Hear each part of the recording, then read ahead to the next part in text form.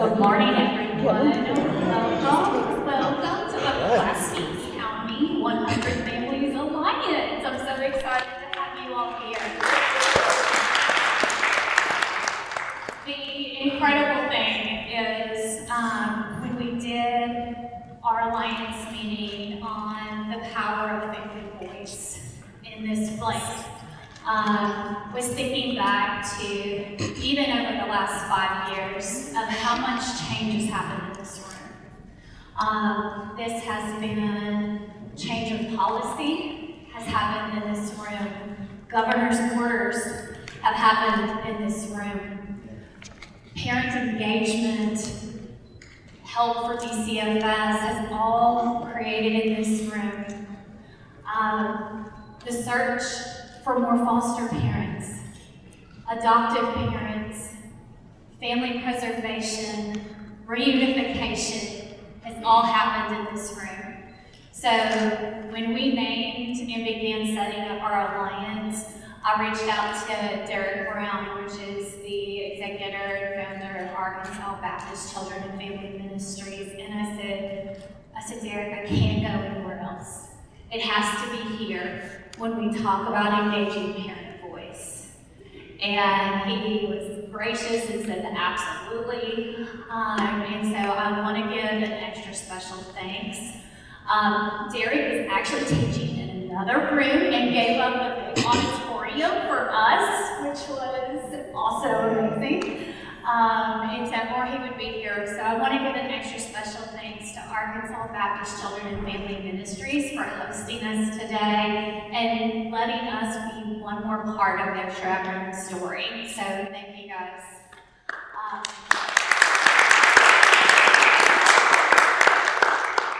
For those who don't know me, I am Deanna Walderns. I am one of 2 area coordinators for Pulaski County.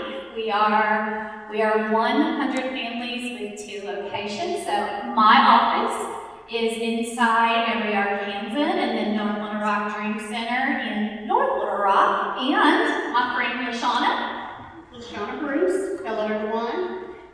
We are housed in the Mosaic Church, not Mosaic Temple. Everybody's like, Mosaic Downtown? No, Mosaic Church on the corner of Colonel Glenn and University. Thank you. Welcome. So without further ado, we will get started, and I have the wonderful pleasure of starting with data. It's currently, can you see that? So currently within our whole state, there are currently 1,591 families being served by 100 families. And so that is phenomenal. Right here in Pulaski County, which is kind of our middle dot here, is 244 families as of this morning. I pulled the data straight from HOPE this morning. And so, and as most of you may or might not know, HOPE is our holistic case coordination and management system that allows us not just to act in silos doing case management. It allows us to bring every one of you right along inside to care for a family together. Currently within Pulaski County, there's a big, beautiful thing that is happening. We are pretty much together. I mean, all the way together between our offices, and we are working as well on this portion to show one data, one Pulaski County, but bear with us while we make some changes. So at this moment, we are currently serving 254 individuals through Pulaski County, with 129 from the North Little Rock office and 125, I think, from the Little Rock office. And so I want to give an extra special thank you to every case manager, to every connection provider, to every point of contact provider. You guys are the rock stars, and working right alongside our families to make sure they feel cared for, provided for, and building those relationships every day. I appreciate you guys. Let's talk about providers. Currently in Pulaski County, we average about 8 care team members per client. So what that means is there's 8 of you, 8 organizations, 8 providers from mental health, housing, legal services, mental health, physical health, dental services, childcare, etc. And so that's you guys. You guys are helping communicate with every one of the families that we serve because we know we're better together. With that, I want to invite our panel up. And so if you wouldn't mind coming on up, and please give them a hand. Some are a little nervous and this is their very first time.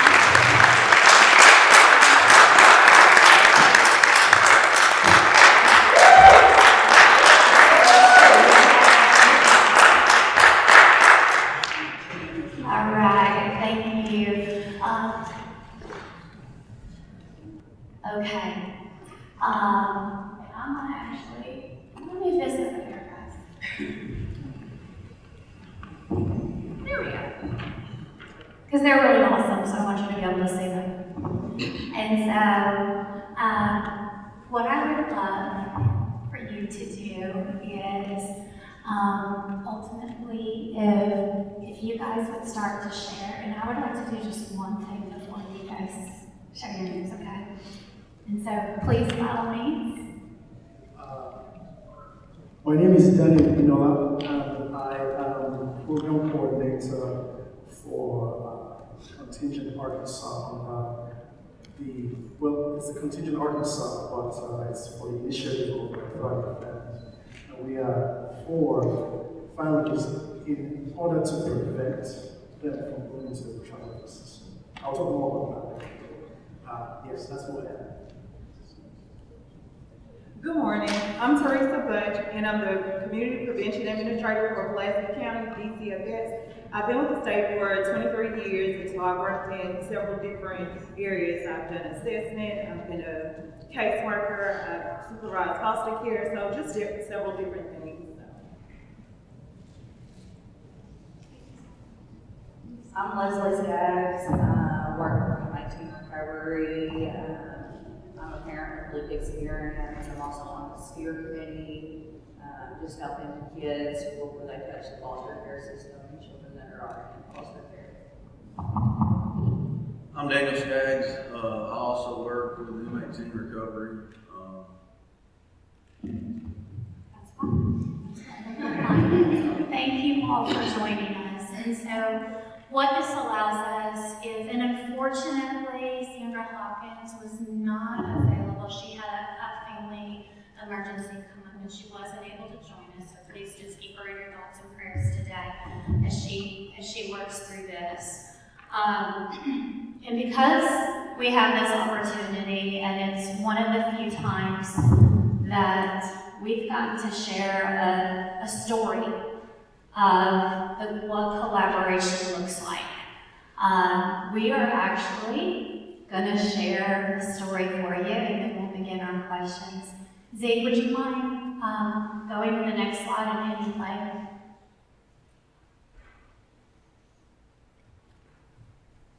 I'm Leslie Skaggs, and this is Daniel Skaggs, and we have been involved with 100 Families since November of 2023. I was living in a minivan before I got with 100 Families. M18 connected me with Deanna Waldron's.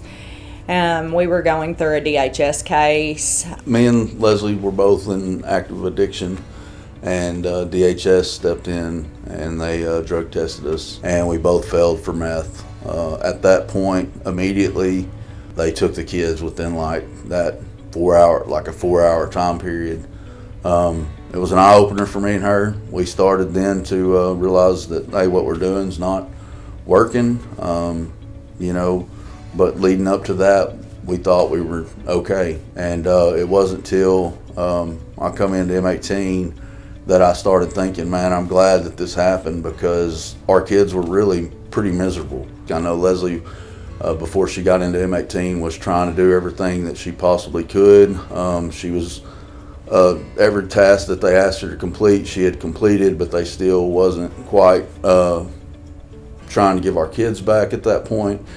And so we knew that we had to seek out something other than just us on our own effort. And so through God and through 100 Families and all the case management that 100 Families provides, through the addiction recovery stuff that M18 provides, we started to see some results. The court started to recognize us. Deanna and Julius attended court with us time and time again, DHS court and felony court for me. As in going through these steps, we just saw the desire of them wanting so much better, right? And they was willing. So long as they were willing, we were openly to just go over heels to help them, and that's what we did. So as we get into this process, we started going to DHS courts. I started attending those with them, walking through their resources that's provided to them with them, and they were amazingly accomplishing all the tasks that was given to them. So that just showed me the hunger that they wanted. They was a good example of what it looks like to gain back ground of your life that you have lost over the time due to poor choices and bad decision making. Just having the collaborative effort of 100 Families and M18 working together, they were able to come up with an awesome action plan for us to be able to get all the resources we needed that DHS, extra that DHS didn't ask us to do. They provided for us. We got parenting classes. We got jobs with their support. We were able to obtain housing. Anytime we had to go back and forth to court, M18 and 100 Families provided that transportation for us to get there. They helped set us up with family therapy, counseling for the kids. They checked on our case constantly and stayed involved. And so now that we're out of addiction, I don't think it's impacted our little one as much, but our oldest one, she's like, I'm comfortable because I know that I'm going to have electric every day. I know that I'm going to be able to wash my clothes at home today. I know that I'm going to make it to school on time, things like that. We've had the wonderful pleasure of being collectively in court with them at a point where it looked like it was all over, to the point where over approximately 6 months' time together, not only was the judge asking more about our collective programs, but also contacted the 100 Families Initiative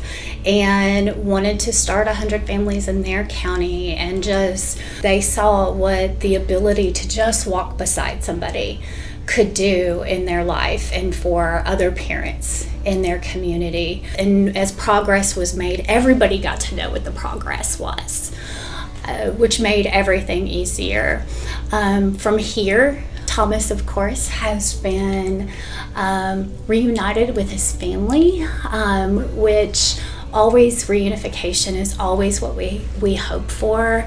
And so now that Thomas has been reunified, we're not done yet.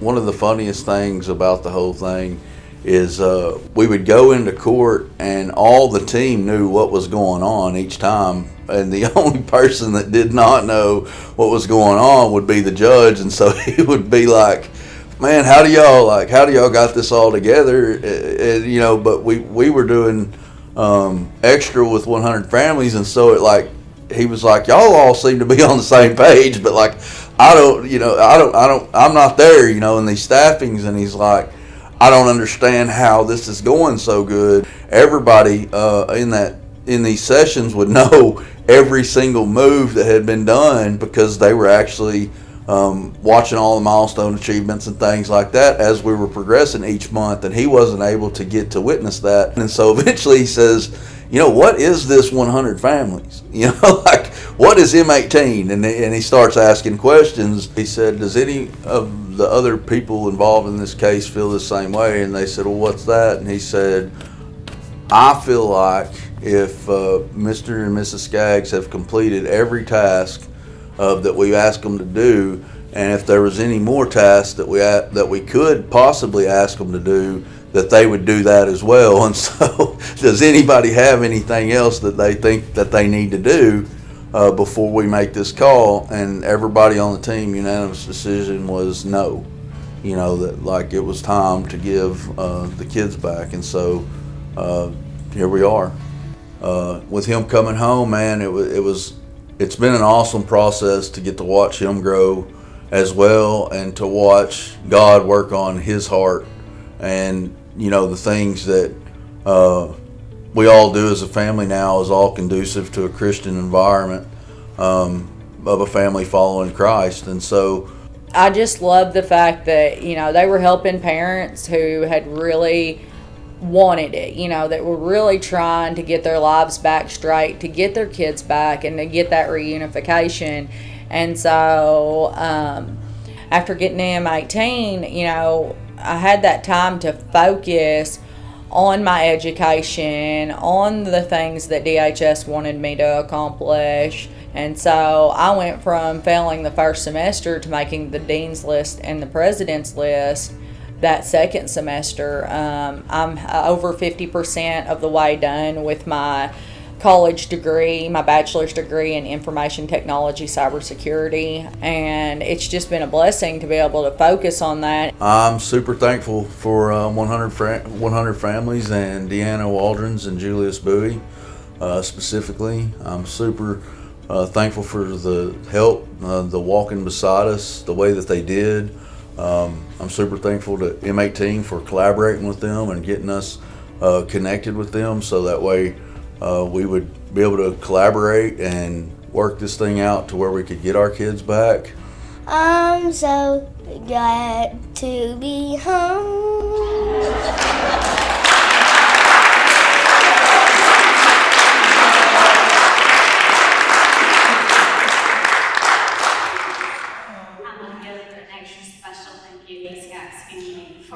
Allowing us to share their story, to help impact and reach the next one.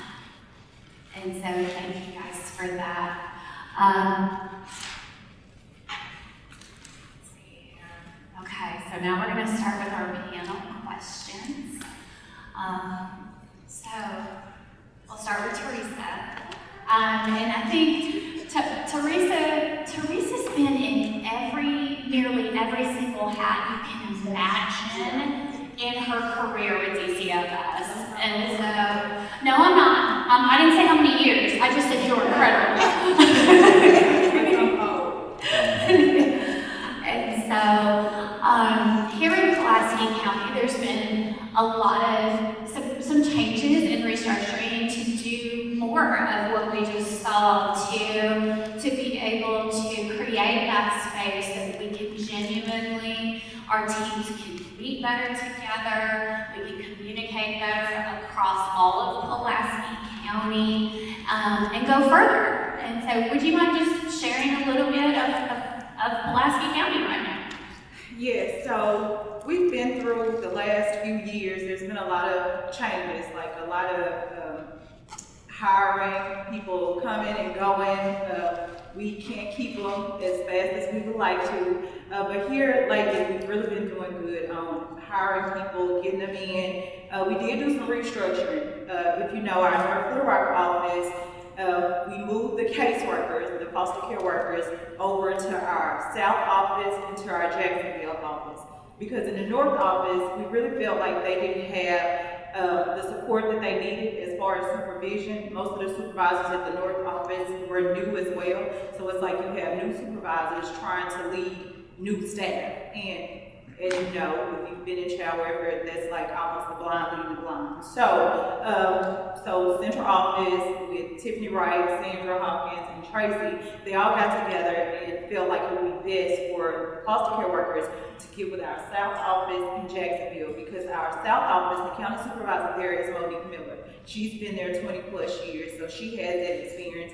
And then in Jacksonville, Lakeisha Tatum has been with the agency for close to 20 years. So we just felt like putting those workers in offices with people who have experience, who are well versed with child welfare, that know the court system, that they will get the support they need. And hopefully we'll be able to retain staff that way, because staff in North Little Rock just felt like they were not getting what they needed. So we would get them in, but we were not able to keep them, because if you know, going to court can be tough, especially for new workers.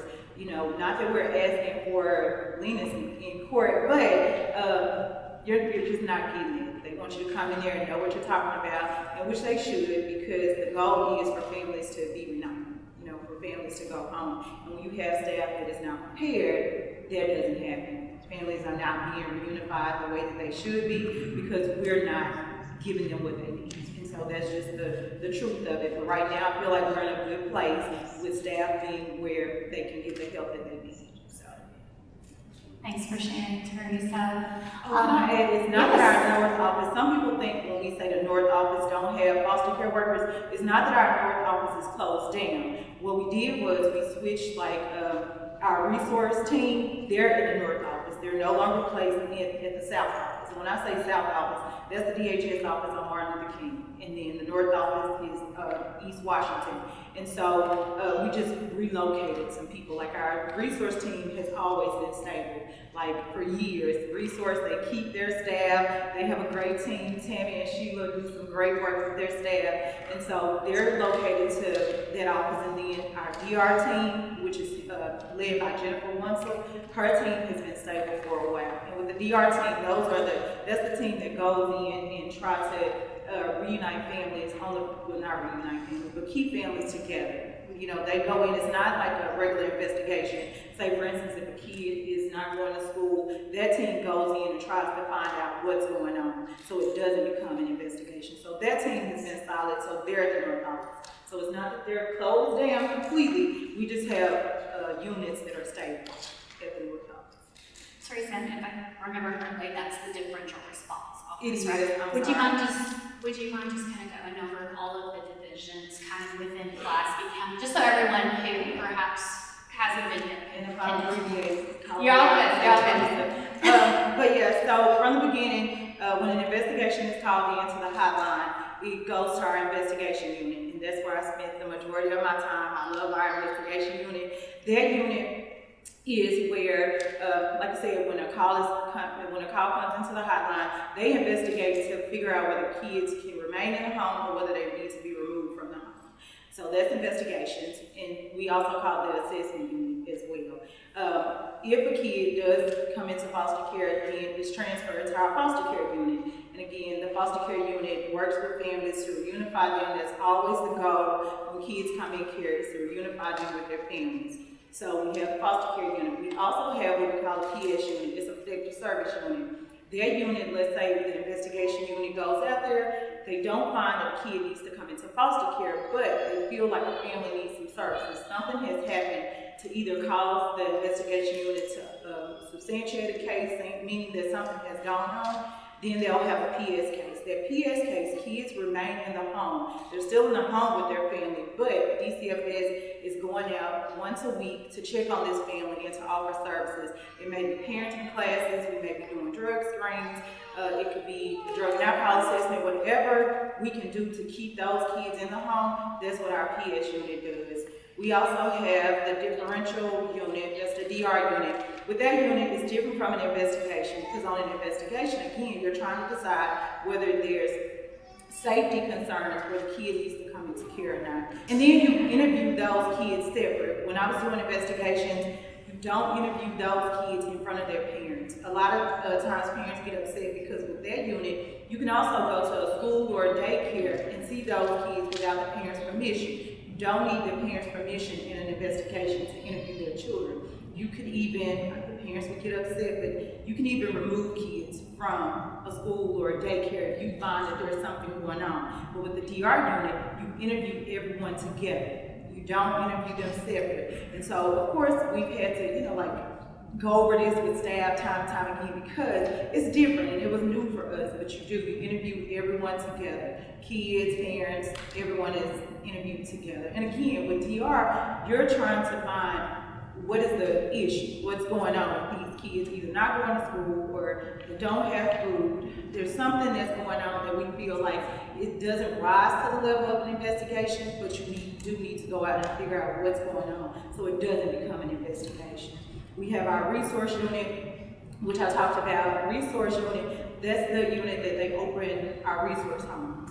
They go out and they recruit the resource homes. And if you would like to talk more about that, if you know someone that would love to be a resource parent, please talk to me after this because I could stay on this subject forever. We need resource parents. And I tell people, even if you don't, but even if you do not want to open up as a resource home, there are so many other things that Pulaski County kids need. You could become, You could become, what do you call it? I lost my train of thought. A resident. You could become a resident parent to where, say for instance, the resource parent is going out of town and she needs someone to care for the kids. You could do that. We need people where sometimes kids come in foster care and let's say that they're playing sports and you have this foster parent that I'm trying to get in the habit of saying resource because we switch from foster parent to resource. So with the resource parent, their resource parent may not be able to take little Johnny back and forth to football practice. And so now he has to just quit football because you have a caseworker that has a caseload of 62, so she can't, get him back and forth. So people can sign up to take kids back and forth to activities, if you go to church, they can go to church with you. There are several different ways to get involved with kids that are in foster care to help them. So if you want to know more about that, let me know. But we have a great resource unit. Tammy Blunt, Sheila Swopes, they are awesome. They would be more than happy to answer any questions you have, but we need resource parents. We really do. I tell people all the time, and I'm just throwing a number out here because I haven't looked at the numbers in a while, which shame on me, but let's say we have 536 kids in foster care, but you only have 200 plus foster homes. It doesn't equal out. So the question becomes, where are those kids? They're either in a facility or they are, just scattered around. And we try our best. We can't overload a resource home, but sometimes we do ask foster parents to take on more than they can deal with. So if you know someone that's interested, please do it. So that's the resource unit. I'm trying to think what other units we have. As far as the local offices, that's pretty much. Yeah. That's a lot.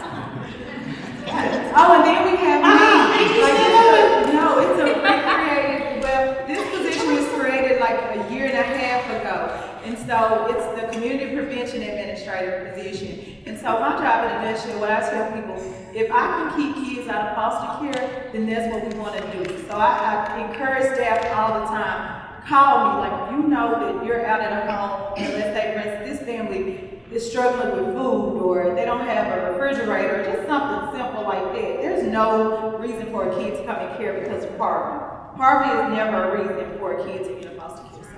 So that's it. Yeah. And that was a lot. This is a really great panel. Anna has done an amazing job of getting this together. This is the power of parent voice, right? Working with the families to enhance the outcomes in the child welfare system. So this is a question for the Skaggs family. Thank you so much, Teresa. You guys have a lot set in place and a lot to help families. Mr. and Ms. Skaggs, can you guys share with everybody your experience with the case planning process and what worked well, what didn't work? And how did your involvement in case planning affect the outcomes for your child in her community? In the beginning, when they first did our interview and they went and interviewed the kids at the school and they called us in for an interview, we really didn't go over a case plan. Pretty much Daniel said, I need to go inpatient rehab. I said, well, I'll do outpatient rehab, and that was the extent of knowing what our case plan was. It hadn't been for coming in to 100 families and getting Deanna to help us, I still probably wouldn't know what my case plan was. She requested their case plan, we went through the steps, and once we actually got to lay our eyes on the case plan, we got more involved with the case plans. The staffing's helped. Every time we had a staffing, it was, let's throw these ideas out here. What can we do to be better for our kids? And so we got to be a lot more involved, but that first 2 or 3 months was a little rocky, because I think that we had so many counties involved in our case. We had Randolph County where we originated, and we had Saline County where our kids had to go into foster care, and then we had Pulaski County where my husband was at. And we just couldn't get everybody to communicate because they were so short-staffed. I mean, everybody was running in different directions and nobody knew what direction each other was going in. And so until we got an outside source to come in and sit down and have monthly staffings and all of us meet together, we were all pretty much running around. I mean, I knew that DHS had wanted me to go to therapy and things like that. They explained those things, but there were still a lot of pieces of the case plan that I wasn't even aware was on there. I had completed everything they'd asked me to complete by November, but still, yeah, there were still other tasks for me to complete that I was like unaware of. And so Daniel went into inpatient rehab. Like I said, we started doing monthly staffings. Meeting with 100 families there, having the case plan in front of us and being able to be involved in that. And that's why our case started to move so smoothly, because from August to November, by the time I went to November 4th, they were ready to adopt my children out. I mean, that was the statement made. We're going to adopt these children out because we have no clue what is going on in the case. It sounds to me, mom's living out of the van, dad's in rehab, kids are staying with grandparents. I don't have a case plan in front of me to tell me what they've completed, what they haven't completed, all the things. And so, past that, I go into the rehab in December because I just threw my hands up. I said, I don't know what else to do, to get my children back. And so I went in inpatient. Lived in the inpatient, worked with 100 families, and as everything unfolded, we started getting other resources to do the parenting classes, to do all these things, and having somebody organized to tell us this, and this, and us just taking it, we ran with it. Anything that was thrown at us and they said do, we did, to get our children back, and so it just all came together so well there at the end.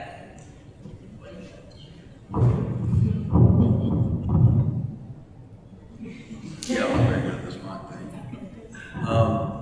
No, I think Leslie hit it on the head. Sorry.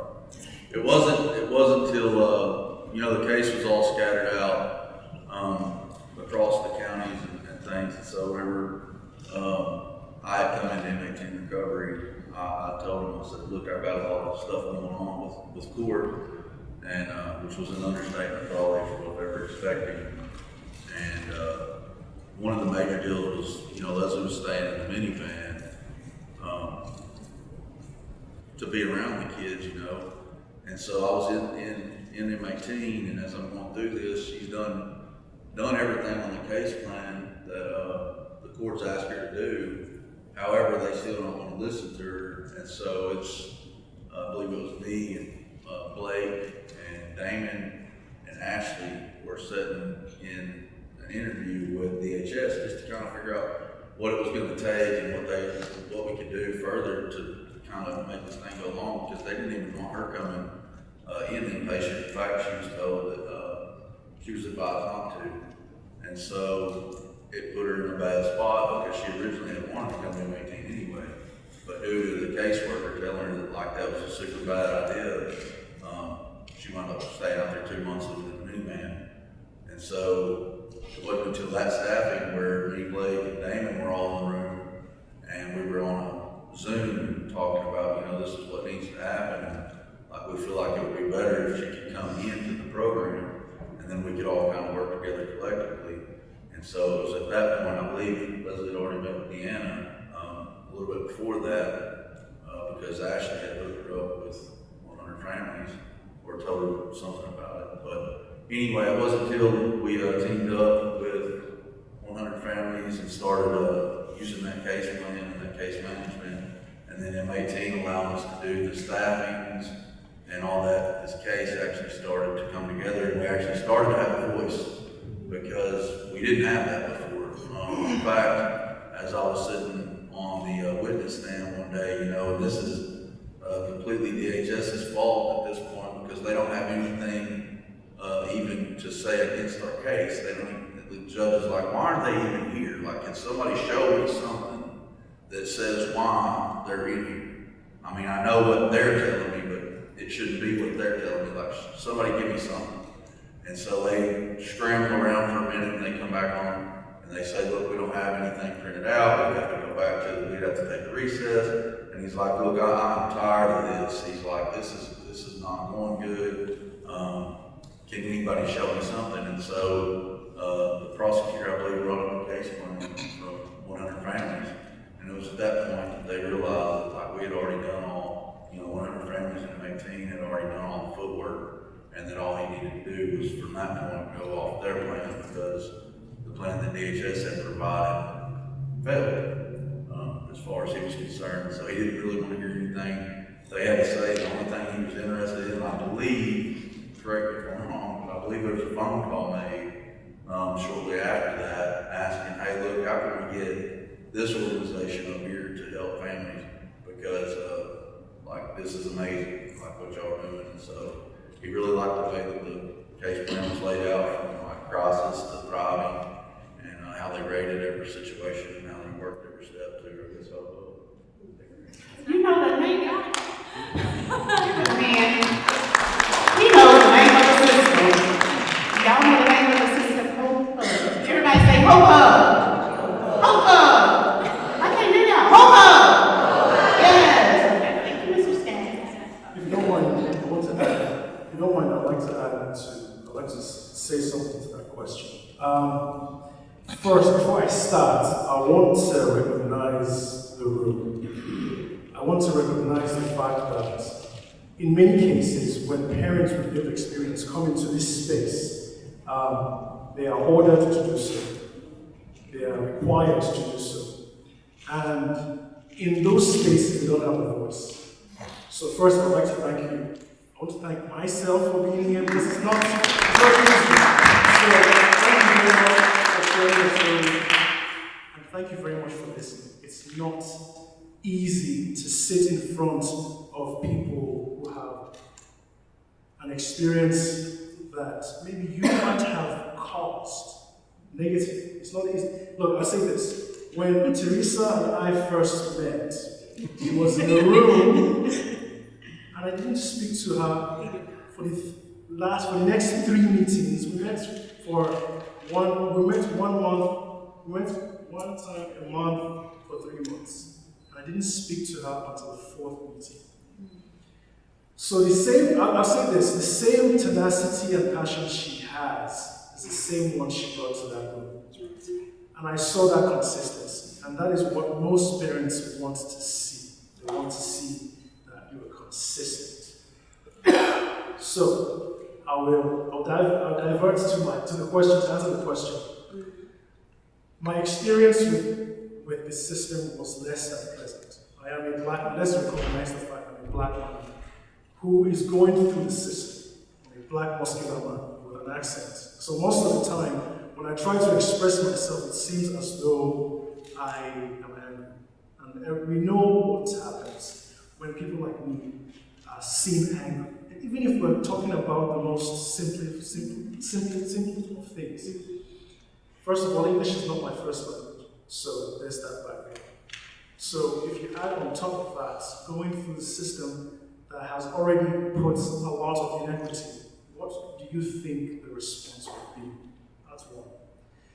When I experienced the child welfare system, coming in contact with that, my son was 3 months old, and I took him to the hospital. We took him to the emergency room because he was fussy. And I would never forget the fact that I was slapped with a charges with abuse, and it just went downhill from there. I'll try not to get emotional, but it's one of those things that you see, you are, as parents, you are already guilty before you are innocent. You know, when you come into contact with my perceived thoughts about going into the system is that when you go in, until proof is present, you are innocent. But unfortunately, labels are already passed. Judgment is already passed when parents go in. So that was the case. We also understand that there are gaps in the system. Look, the system is not supposed to raise our kids. It's supposed to be a support. It's supposed to be a conduit for support. It's supposed to be that channel to get us parents to the point where we could thrive again. We shouldn't have our kids. So to have these powers that we keep our children is not correct. It's not right. I want to go ahead and say it. I'm going to be a disruptor. So my experience with the child welfare system was less pleasant. It already gave names to. Matter of fact, some of the DHS workers looked at me in the face and said, "I am not worth to be a parent." And that's what we do. We try to break our spirit. We try to break our will. So to be here amongst you guys, listening, comes full circle. I can't thank you guys enough for being in this room and listening. Because I think this is where support, partnership, and community grows. So that's all I'll share. Thank you so much.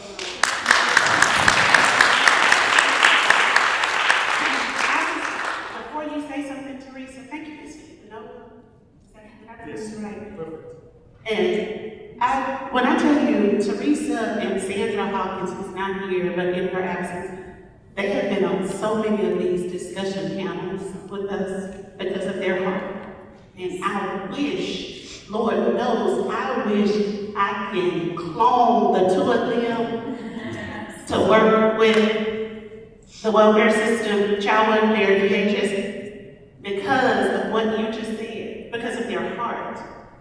And no one should ever feel that way. No one should ever feel that they don't have the support. Teresa, I'm gonna see what you have to say. And I'm gonna try to make this brief. I echo what Daniel said on, just truly appreciate parents who are willing and brave enough to sit in rooms like this.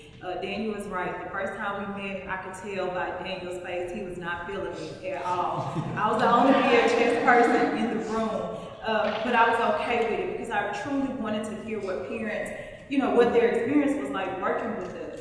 And so that is like one of my missions here, is to make sure that parents no longer feel like that we're not making them feel like that. When kids are removed, of course there's something going on. I tell people we don't have this crystal ball where we just, like, okay, I'm gonna go over here and mess with this ground today. That's not how it happens. There's something going on to cause us to come out. But I think after that, it's up to us to make people feel like people. They're human beings. Their situation may be, that drugs may be going on. Something is going on. But I tell staff, it's up to us to make that process a little easier. They have a lot of work to do. When kids come in foster care, it is not easy. Not just the parents on the kids. A lot of times when you don't have enough foster homes, kids are separated. And you're taking them from a home where, yes, there may be some things going on, but they're together.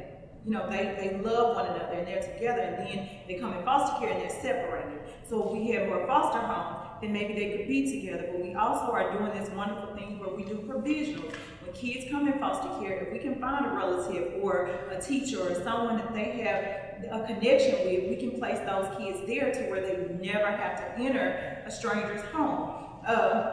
But again, when Daniel told me the story about a worker saying he wasn't fit to be a parent, again, that falls on us.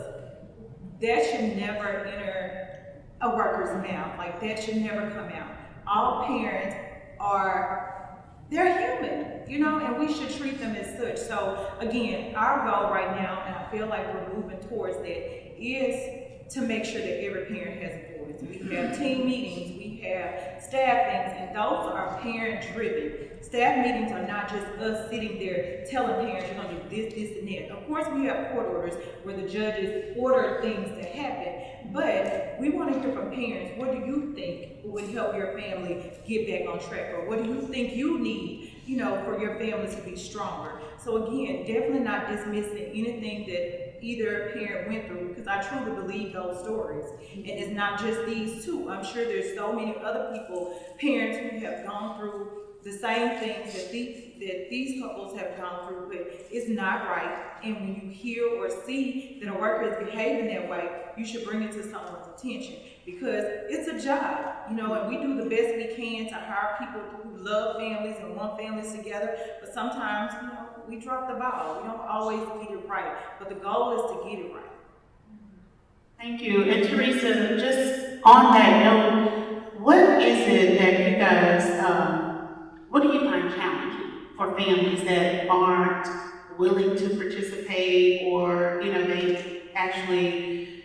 they're resistant or hesitant to even participate in part of the case planning? I think initially, of course, you know, emotions are high. When you remove kids from a family, they see DHS as the villain. You know, you remove my kid and everything is your fault. You know, now that's not with every parent, because you do get some parents where I need help. You know, I know that my kid was not safe, but then you do get parents who are upset, because sometimes, just like in Daniel's case, for instance, and I don't know their story, I wasn't on his case, but a lot of times when you get hospitals and other entities outside of DHS, we have people that we have to answer to as well. And if you have a physician who is saying something has gone on, we're DHS, child welfare. I'm not a doctor. I can't say, you know, or overrule what a doctor has said. So we're just, you know, trying to do the best we can with the information that we have. But when you're met with a resistant parent on the front end,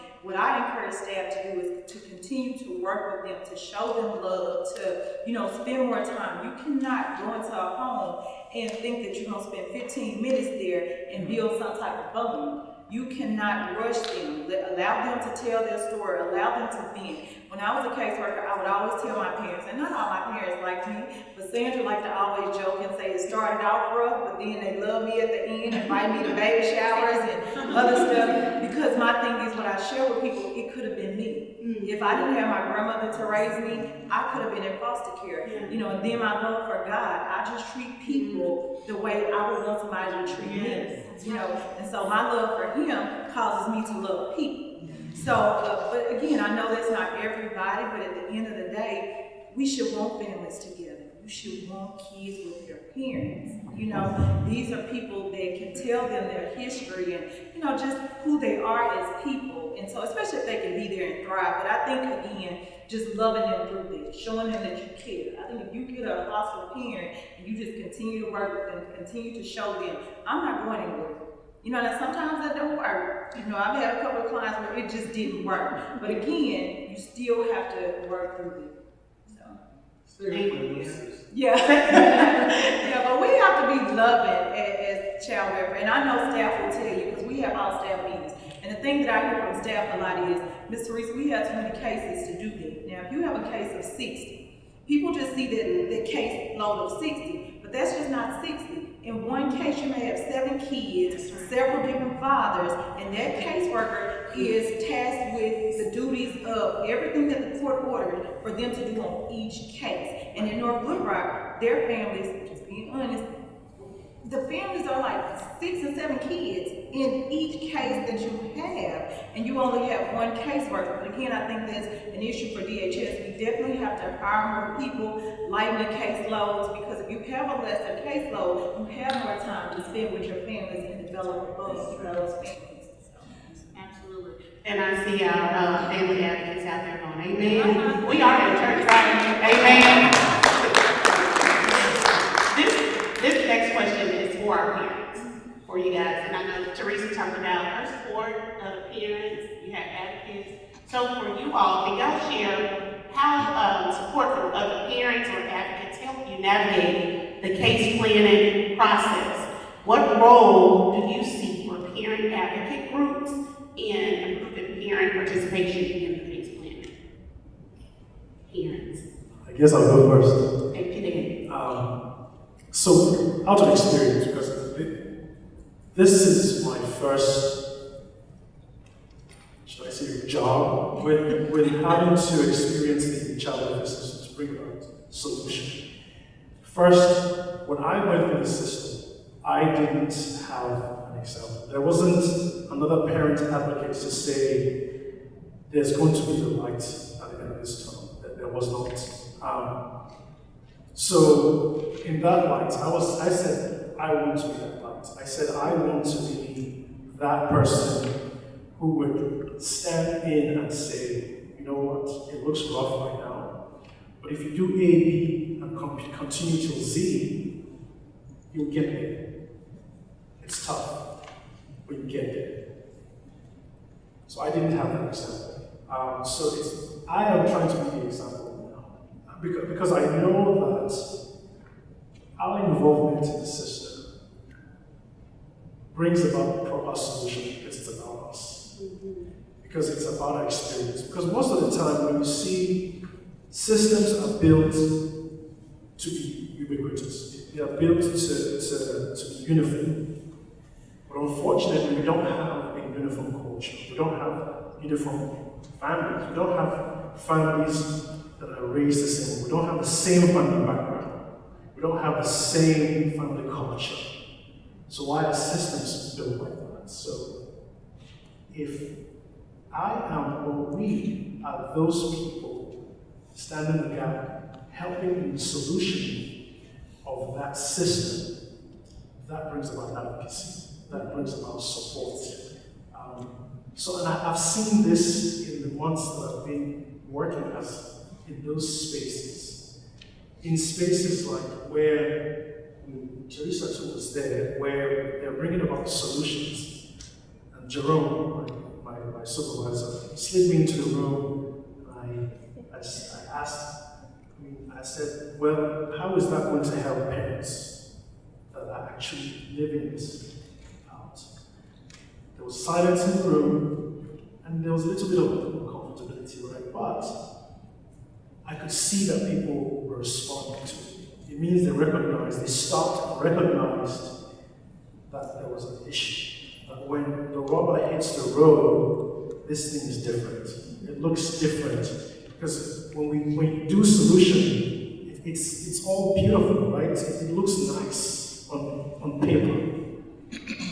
You have all these wonderful ideas, and trust me, they're very wonderful ideas. But the reality is, some families are living with inequity and the result of it. Some families are dealing with drugs and addiction. Some families are living with generation of abuse.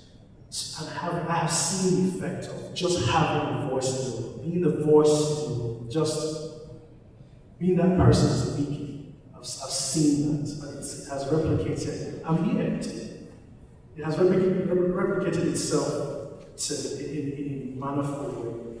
So I guess I hope that's Absolutely. And Leslie and Daniel, you've had a very unique opportunity because not only did you have a variety of people walking alongside of you, you had people come alongside and pour into you, and you in turn used your knowledge to help someone else. So can you explain a little bit about your journey?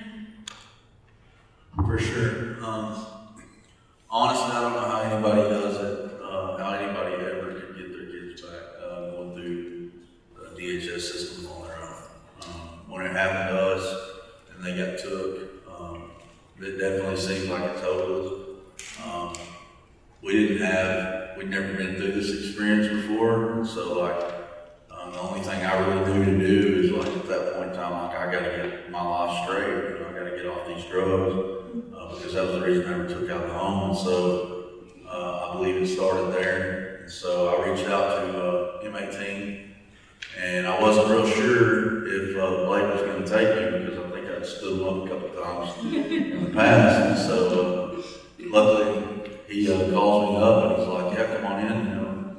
And it was when I got there that I was blessed to have the community around me. And that's what it took, you know. It took the recovery community and then the 100 families and everywhere Kansas and just everything that we do. But we had the whole community pretty much walk beside us through this process. Now there were some unknowns, dealing with some other core stuff, some moments where it got really scary, moments where some moments where I should have been shook, but I just knew that God had greater plans and that I was going to hold on to that. And He didn't bring me and Leslie through everything He brought us through just to kill us, you know, let it in there. Now we have the opportunity every day to get to walk alongside. Leslie walks alongside the women's ministry, and I walk alongside men. And so we use our experiences in life and through our addiction and get to be basically peer advocates for parents that are going through DHS and for parents that are going through addiction, just trying to come out of addiction. But we get to do both, and so it's unique. And we get to also work with 100 families and everywhere Kansas, and so we've got a lot of community around us. So we know what that's about, and we know how much easier that it makes it on the parents if they're supported by this community. And also it creates a whole other level of accountability because you don't want to let everybody down. So you put in a little more work and you're willing to do a lot more. And it also takes a willingness. You know, you got to be willing to listen. And so when I come into M18, I knew one thing that I was not very good at was making healthy decisions. You know, I just wasn't on a winning streak making decisions. And so pretty much what I did is just submit. You know, I submitted to the people, places above me, and I listened and I just followed their path. And thankfully God put them there because I could have done it without them. But I just listened and went. If they had a decision, if they thought a certain type of way, I'd seek out wise counsel. They would give me an answer, and I would just do that answer. Whatever that was. You really did. It was beautiful. So I just continued, to listen to other people, man, and I knew they had their life together, and that was a lot more than I had at that time. So we made one decision at a time through somebody else, and eventually me and Leslie are sitting where we're at today. So I want to add so I want to add to what he said. Most of the time, when fathers go through this, it's debilitating. Because I'm from a different culture, a culture that fathers protect and provide. Fathers stand in front to be the beacon, to be the head of the family. And when you take that, when you take family from the father, it's synonymous to failure. It's synonymous to absolute failure. So to have fathers in place who would hold you by the hand and say, it will be fine, just take one step at a time. It's very, very important. I think Daniel and I have talked about this before. I don't think we understand the effects of what this does to a man. I know we were in a political era, but I don't think we understand the extent of which this does to a man, especially one who is actually trying, especially one who wants their family back. To that, I don't think I would be here if I didn't have the support of my wife. Because she was told to leave me by lawyers to have a better chance. To say this, I am very, very happy and blessed to have that support. Along the line came 0 to 3. Tammy. She was invited today, but unfortunately couldn't come, and so, but she wanted to be, and she's your greatest fan, by the way. Anyway, please keep on. Well, you see, it's looking at not the condition that brought parents there, or looking at the quality, or not looking at the quality of their humanity, but looking at the condition that brought them there. And that was what she did. Out of the many voices of saying, Daniel is this, here is this, she's just uncovered. She somehow passed that and said, I want to see into the state of your humanity and know that we are all flawed. We live in a constant state of being flawed as human beings. And I think it's something that sometimes when we get into a position of authority, or when we've gotten into that system that just keeps bringing and we don't have time to reflect, it makes us numb to looking at people as human. So just want Thank to you, share. Danielle. In the beginning, when I've always just been a really honest person. I was like, I told DHS, I said, I'm going to fail this drug test. I was honest about my situation, what got me to the point of doing drugs. I'd lost both my parents in a short time span, 5 months apart. I was always a public servant. I worked as a police officer, corrections officer. I also worked on an ambulance for most of my career, was what it was. But after I coded my mother, my father died, I just couldn't get up. Went to the doctors, tried medicine, all the things. So by the time that I got in that situation, I got on drugs, all the things, found out I had bipolar, which was misdiagnosed because I was on drugs, obviously. But, I was honest with DHS and I told them all these things in this initial interview. And I'm like, look, I know I need help, I just don't know how to get there. And that was the turning point that I realized by the time I had went to the first court date, that now I'm a meth-head mom, and I'm no longer this public servant that everybody looked at me as. My voice didn't matter. I mean, it was instant. When I told them I'd been diagnosed with bipolar and that I couldn't afford to get my meds and things like that, they used it against me in court to take my children, so that made me automatically not trust the DHS system. I instantly was like, my honesty has made, I just gave my kids to the state.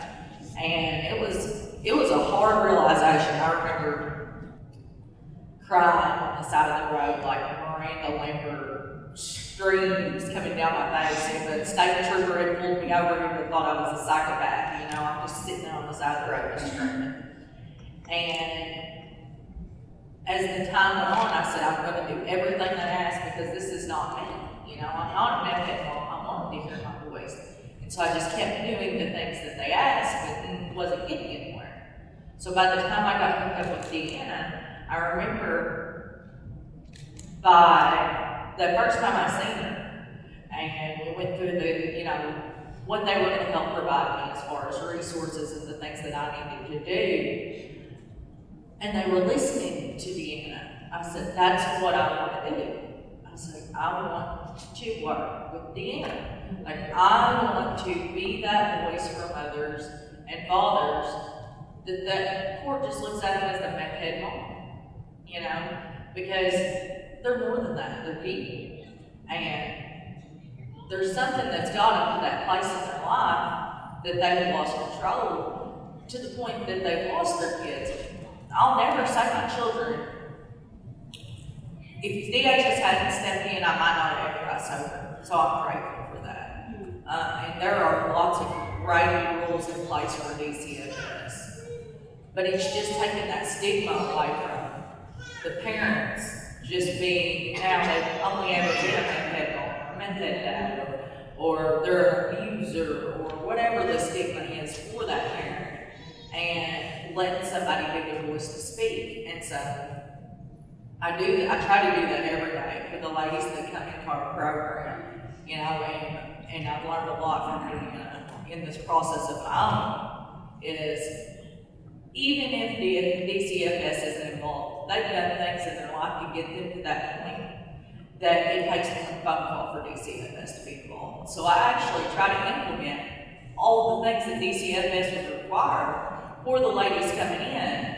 That way we don't have to, we can prevent that. It's a prevention measure. And then work those steps with them to get their life back on track and work through hope to get them to where they're from crisis to thriving. Because a lot of times you just need that other parent or that other person saying, I believe in you. You know, I believe in you. I've been through this process. There is a light at the end, and I'm going to walk it out with you. You know, I'm going to walk this process out with you because yes, we've done things to get ourselves in these situations, but there's always a way to get out. It's like throwing my rope to the end, to it. You know, hey, grab my rope and I'll pull you up. You tried really hard and you've gotten this far. And so that's a little emotional, sorry. But that's what I try to do every day. I knew that from the day I met Deanna and she believed in me. I said, you know what, I want to be an advocate for parents. I want to help parents get their lives back on track because I don't care if I have to do it for free for the rest of my life. Like God has called me to do this, and I will continue to walk by these parents in one form or fashion.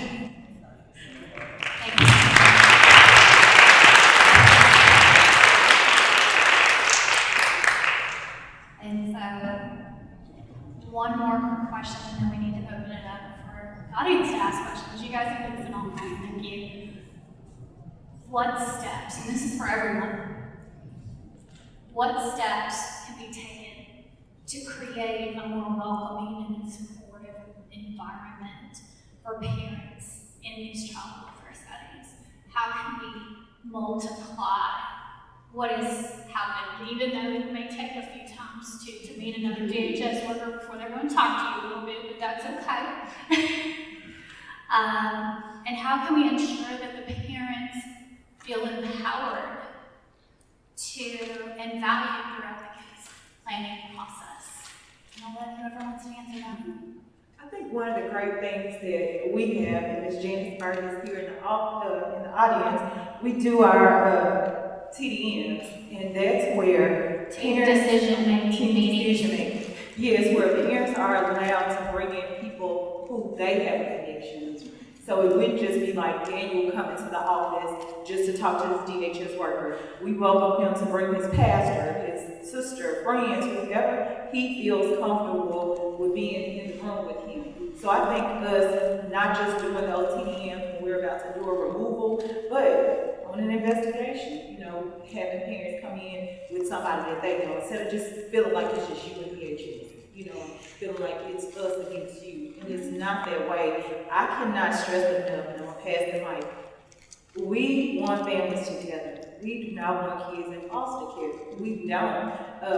In a realistic world, though, we know this system is needed. There's just some kids who will be in foster care, but the goal is for those children to be placed back with their parents or with people that they have a connection with. And so I always feel obligated when I see Daniel. He always makes me so teary-eyed just from the way he talks. Is to apologize for DCFS, for the way that we handle him, the way we talk to him. And then this is my first time meeting you two and hearing your story.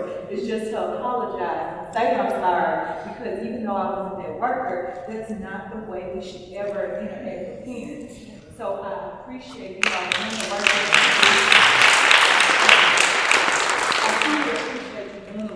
you do.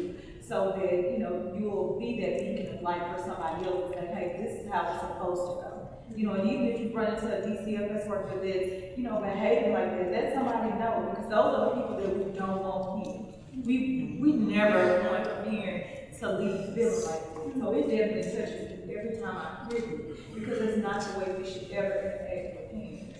So for that, I apologize. And I said all the time, I know I probably get on Daniel's nerves, but it's almost like I just feel obligated because I tell people, I love DCFS, but, you know, I'm worried my kids are to Christ. But I love DCFS, you know, and I just know that we do some great things, but it's always kind of overshadowed by the negative. And so what we do some amazing things, but we also, like I always say, we drop the ball too. You know, but it takes a team for us to get it right. And that team also correcting us when we're wrong. You know, it's okay to say, you know, hey, Ms. Johnson, you know, you didn't say that right. You know, you could have said that in a better way. So again, we're trying our best to get it right. We really are. Absolutely. I want to also I won't go for too long. Mine is two. Two things. First, replicating this, making this the norm. Let's have a conversation, right? Let's parents and those who represent the system have a conversation. Let's be real with each other. That's one. And then once we get to that point, how about training caseworkers to be truthful about the truth, at least in issues about the truth, right? About empathy and self-reflection. Truth that not everybody is the same, and you don't treat people as just a number. You don't serialize them. Empathy that these people are humans, so we treat them with mercy and grace. And self-reflection. This could be you too. I think to piggyback on what Daniel said a little bit is, like, I had a chance to sit in a room with teens who are in foster care, and they had so much to say about their feelings and the way they feel that they had been treated, you know, by caseworkers. And so one of the things that I talked about, and I really hope that it happens, is caseworkers being able to, like Daniel said, sit in a room. And I think if you hear these young people talking, you know, eventually love you to parents being in a room with caseworkers. But to hear them talk and the things that they've, you know, been told by caseworkers, and things that has been said in their presence, or when you're looking for a foster home and you're doing it in front of them and they hear 50 people say no, that affects them. So I think if you can, like you said, get everybody in the room and honestly hear this, and if it doesn't affect you or move you to change the way that you interact with people, then you don't need those people. Absolutely. And I want to piggyback on something that Daniel just said. You just said duplicate this. I would love to see every case manager in the room to please stand up. I would like our Restore Hope 100 families, every Arkansas team to stand up for just a moment. And if Taylor, you wouldn't mind, you'll come up here, please. I want to say thank you, because I've also stood in front of each of you, and I know how hard that is. I know that just as much as we want to do the very best, it's equally hard on both of you. I want to thank you every day for showing up. Let's face it, it's not always easy. There's some days we walk out the door and we hang our heads. But then there's those days. There's days like this. And duplicate this. So in this room, we are trying to duplicate this. And the beauty is, this was a very intentional meeting because I knew this voice needed to be heard. Our providers needed to hear. We need a different perspective and voice to hear from all of the sides. But in addition, Teresa and Sandra were so gracious to sit down with me. And we kind of had this really hard conversation before we had this really hard conversation. Thank you, Teresa. And we said just that. And so not only as 100 families are we here to walk beside our families and parents, we're also here to walk beside our case managers because we see how overworked and burdened that you are. And alone, we can't do it by ourselves. You can't hold that many families together by yourself. And so with the gracious opportunity with 100 families we were able to hire Taylor Burks, who has a master's in social work, and she is genuinely, although we're working out all the details, in all of these new changes within Pulaski County, gonna go inside and be right there with our families we're hoping within 2 weeks of a case opening. Yesterday, I had the amazing opportunity to sit beside a young girl as she was in the Child Protection Center giving her account, and she was terrified. And who did she ask for? That lady I met 3 days ago, she was really nice. Can she come to this too? And she sent me a text. You better believe it. Because the family was also gracious enough to say, yes, you can walk beside us. And in that, we were able to not only connect with the DCFS caseworker, we were able to connect with the school, we were able to connect with the court, everyone, we were able to connect with mental health providers, we were able to connect with all of you. And so, Taylor's whole position is to be working directly beside both our parents and our caseworkers.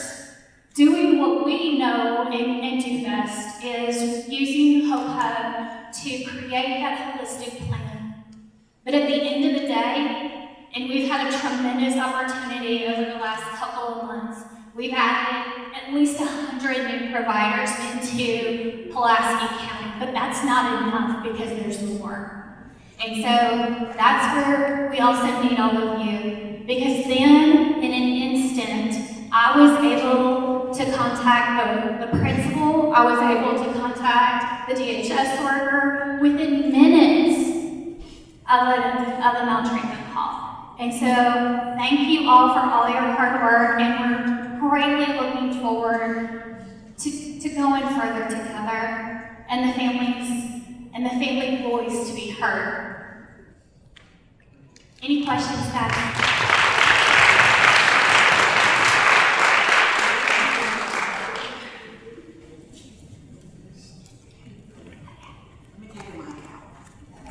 I'm gonna get Julie to do that. I already got this. So, any questions, guys? Oh, whoa, okay.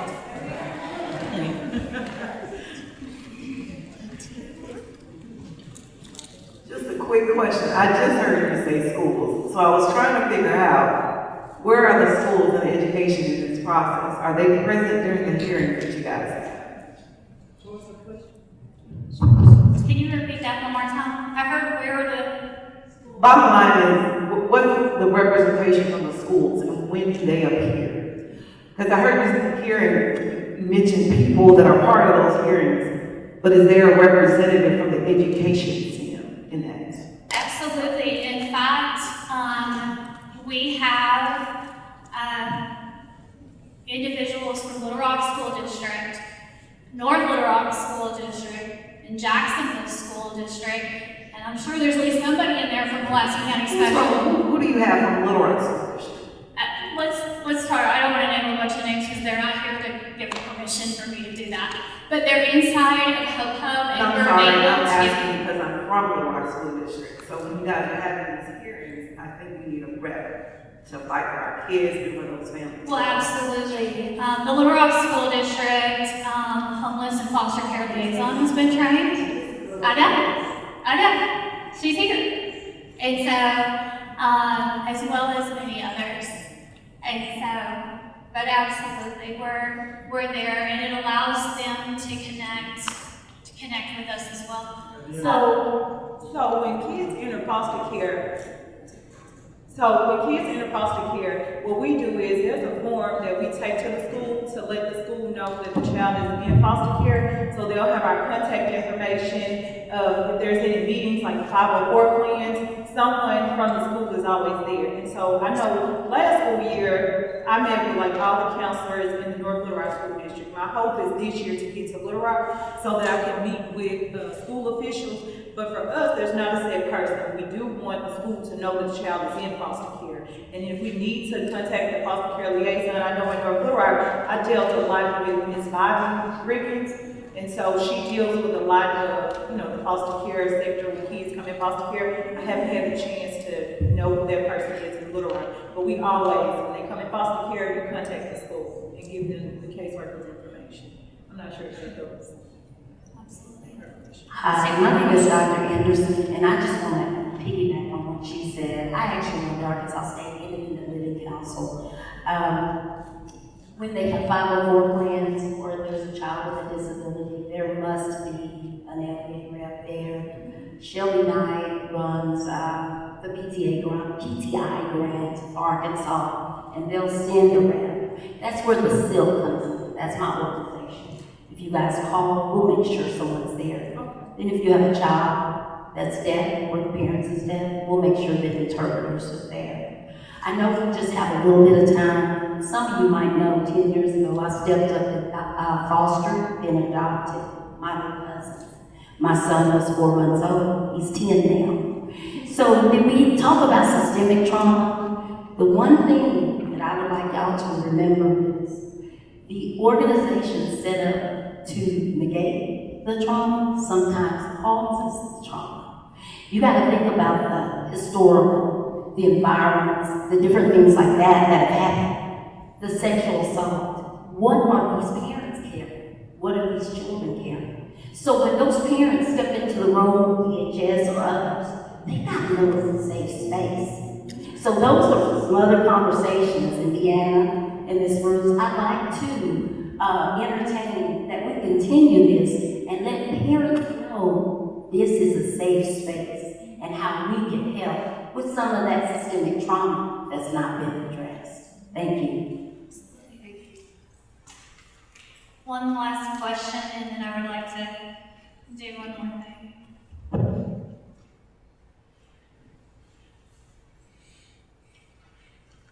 Thank you. I just wanted to say thank you to the families. You guys coming to speak today is everything, and your voice is so important. I work for St. Francis Ministries, and we're an intensive in-home provider, so we are going in to work with our families. But I really would like some advice from you guys. We know that building rapport with our families is the most important thing to do. And I know you guys have kind of hit on this as you've spoken, but what is one piece of advice that you could give to someone that is working beside families on how to build that rapport and maintain a positive relationship? Just one thing that you feel like really worked, with you and your family to help with the positive experience. I'll just go ahead and say it, like I said before, being consistent. They know. Most parents have been wronged by system. Being consistent, that you can't beat consistency. Just walking around alongside parents and being consistent. Staying true to what you say you'll do. If you say I'm going to be here at 8 o'clock, be there at 8 o'clock. Simple things like that, but just being consistent. That's all. Yeah, definitely. I think that, I think I would do it the same way that I do it with a new guy coming into M18. And that's just not being there as an authoritative figure, but just walking alongside them as somebody that's already, went through the system and is there to help. And just being a voice of reason to them and let them know that, hey, look, I'm here to listen. I'm not here to just tell you what you need to do, but I'm here to walk alongside you as you do it and give you direction and just kind of course correct as you go with them. But it takes time, and it's like a new guy coming in for me. It takes me a couple of weeks just to get to know them and listen to their side of the story. I may not agree with everything that they got going on, but I don't just immediately go in and start telling them, hey, you need to do this, this, and this. I build that relationship with them first, and then they allow me to speak into their life. So I like the consistency, but also being intentional. I feel like if you're intentional and you follow up with your clients, and you're intentional about showing them that you want to help them and that you believe in them, that it builds your camaraderie with that person. Because what we have is we have a lot of overworked DCFS workers, and they can't be as intentional with each client. But you, as their advocate, as long as you're showing your intention and you are following up and you are checking on them and you are being consistent with that, just showing that your intentions are pure, then it builds that trust up with those people. That's terrific.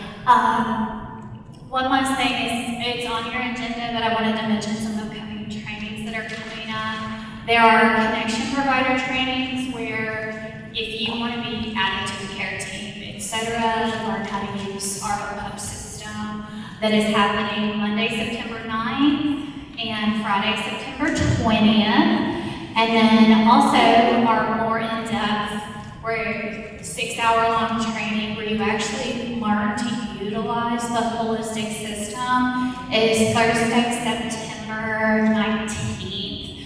And I want to ask one more favor from all of you today. So this one's for everybody. We have had the amazing opportunity to be led by a very incredible woman. And today is her birthday. And so would you help me with the her a happy birthday? In addition, I can't sing and you don't want me to. Happy birthday to you. Happy birthday to you. Happy birthday, dear Dana. We love you. Happy birthday to you. Happy birthday, Dana. There's a lot of cake up there. Y'all have to eat it because we gotta go. Yes. And we also allow you guys to celebrate right alongside. Take a few minutes, grab some cake and bag, and thank you guys so much for joining the discussion today.